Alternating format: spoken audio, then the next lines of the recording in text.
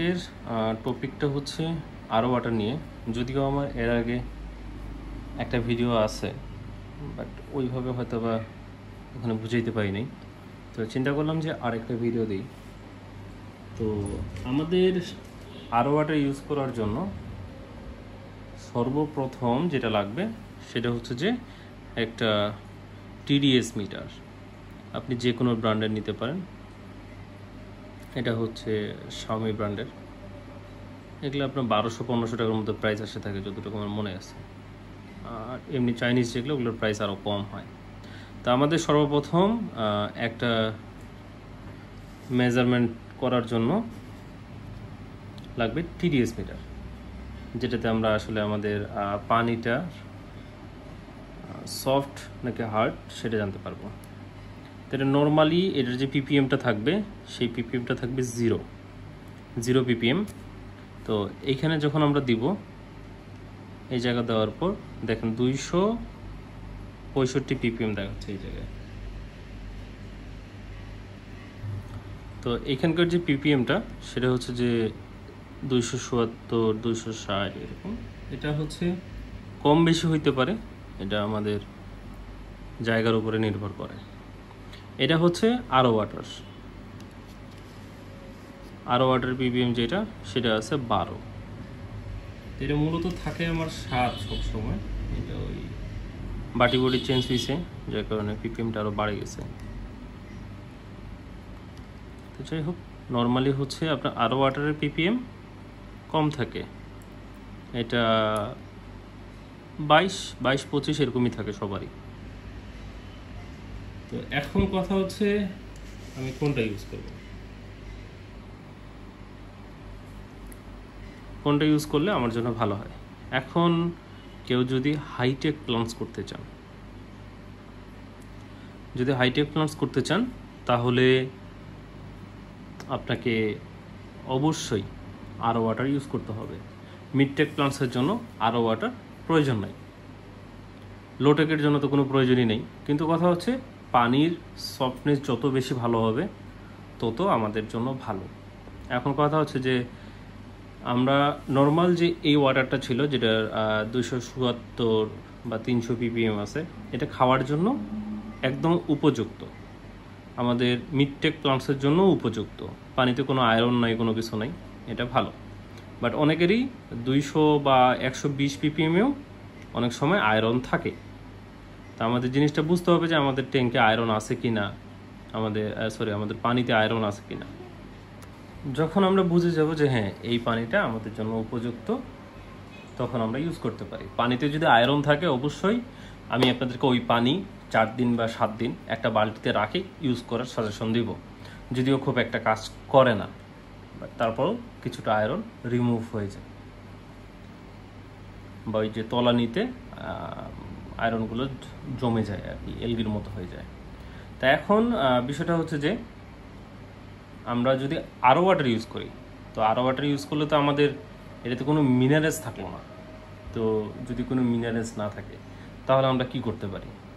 এখন যেমন আমাদের ফিশের জন্য এবং শ্রিম্পের জন্য নিয়ন টেট্রা, কার্ডিনাল টেট্রা, হার্লিকুইন, রামিনোস টেট্রা, এই টাইপ যে ফিশগুলো হয়, এদের জিএইচটা ভালো লাগে, একটু মানে ব্যালেন্স লাগে। তো নর্মাল যদি আমরা আরও ওয়াটার ইউজ করি, এটাতে কিন্তু কোনো রকম জিএইচ আমরা পাচ্ছি না। তা আমরা যদি জিএইচ না পাই, তাহলে ফিশগুলো অবশ্যই সার্ভাইভ করবে না। তো আমাদের যদি ফিশগুলো সার্ভাইভ না করে, তাহলে এত টাকা দিয়ে আসলে ফিশ কেনার তো কোনো প্রয়োজন নাই।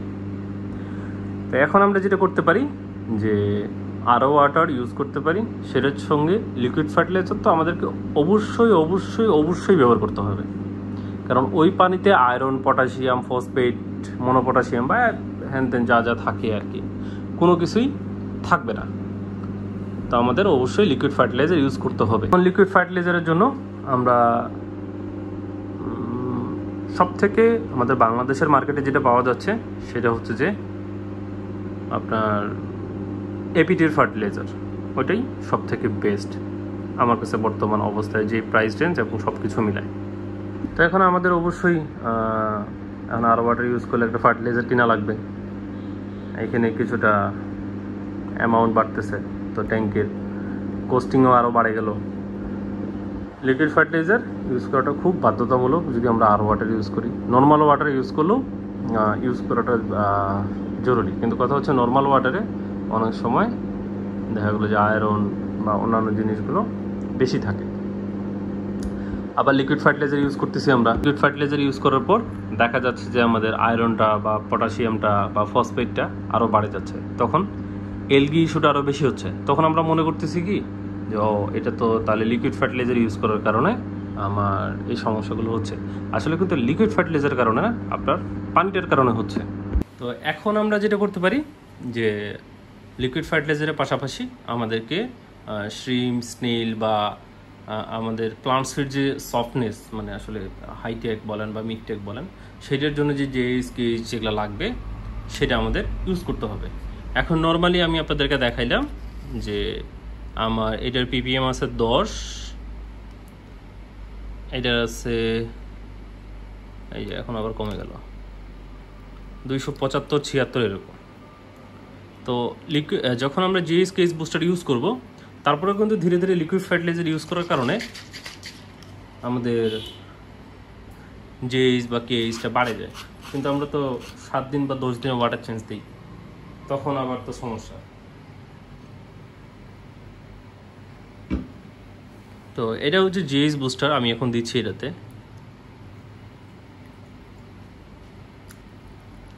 জিএস বুস্টারটা দিয়ে আমি এটাকে জিএস কেএইচটা বাড়াই নেব। এখন বিষয়টা হচ্ছে যে এটার এপিটির পাওয়া যায় জিএস কেএইচ বুস্টারটা, প্রাইসও ভালোই। তো ওনাদের যেটা সেটা হচ্ছে যে আপনার 60 লিটারে 5 ml, মানে 20 লিটারে 1 ml। আর আমি যেটা ইউজ করলাম সেম একই মেথড, আপনার 20 লিটারের জন্য 1 ml ইউজ করা লাগবে। এটা যেটা আমি ইউজ করলাম এটা ডিআইওয়াই, আমাদের নিজের বানানো। এখনও ওইভাবে আসলে করা হয় নাই, পর্যবেক্ষণ করা হয় নাই, চলতেছে। যদি ভালো রেজাল্ট পাই অবশ্যই এটা মার্কেটে নিয়ে আসবো।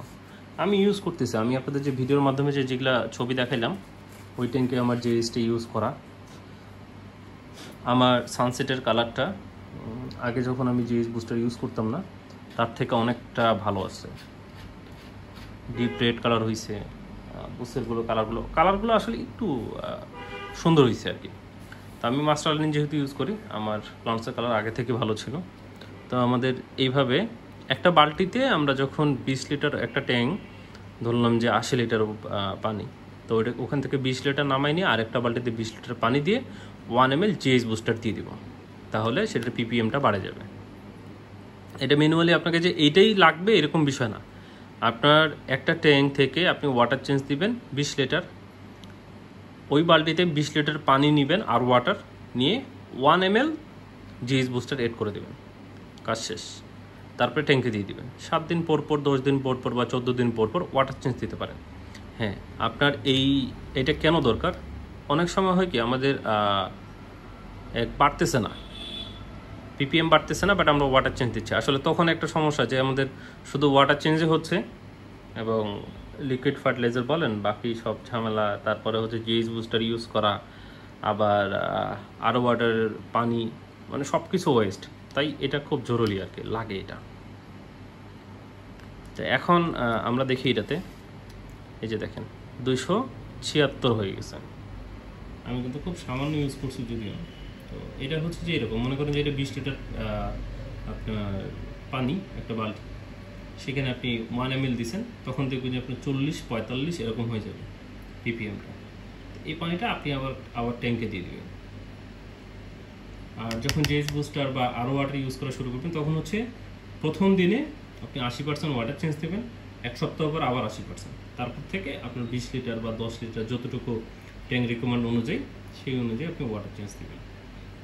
আর এটার যে পিপিএমটা আমাদের ট্যাঙ্কের জন্য বেস্ট পিপিএম হচ্ছে 110 থেকে 150।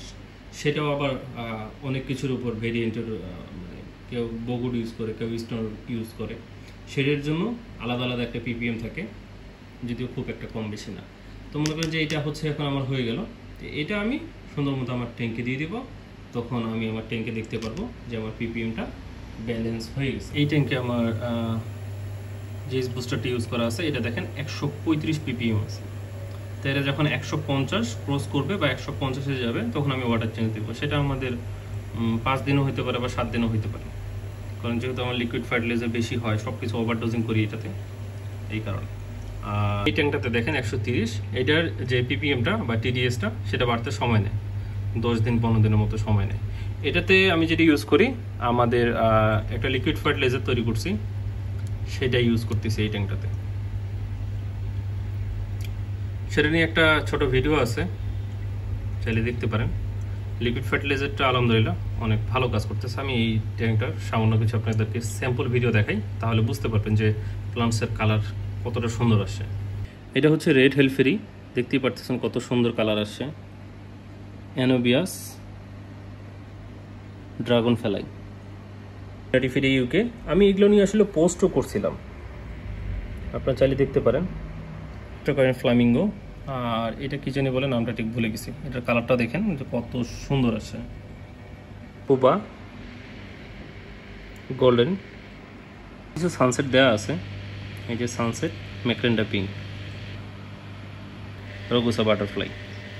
তো এইখানে বেশ কিছু প্লান্ট আছে যেগুলো আসলে খুব সুন্দর চমৎকার কালার আছে। তো ট্যাঙ্কের কোনো রকম সমস্যা নাই, ট্যাঙ্কে এলগি ইস্যু নাই।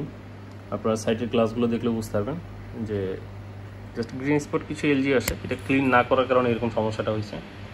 তো এটা খুব দ্রুত ইনশাল্লাহ আমি সমাধান করে ফেলবো করে। তো এখন বিষয়টা হচ্ছে যে আরও ওয়াটার ইউজ করলে জেইস বুস্টার এবং লিকুইড ফার্টিলাইজার অবশ্যই আমাদেরকে ব্যবহার করতে হবে। আপনারা বাংলাদেশে বর্তমানে এপিটি ইউজ করতে পারেন। আর যখন প্রপারভাবে আমি আমার ডিআইওয়াই জেইস বুস্টার এবং লিকুইড ফার্টিলাইজার নিয়ে আসলে সন্তুষ্ট হব, অবশ্যই মার্কেটে ছাড়বো। তো এই ছিল ভিডিওতে। যদি আপনাদের ভালো লাগে, আপনারা চাইলে এটা শেয়ার করতে পারেন অন্য কোথাও, আপনাদের পেজ বা গ্রুপে, যাতে অন্য কারো সুবিধা হয়। এবং যদি অন্য কিছু জানার হয় অবশ্যই আমাকে কমেন্ট করতে পারেন, আমি সেটা অ্যান্সার দিব।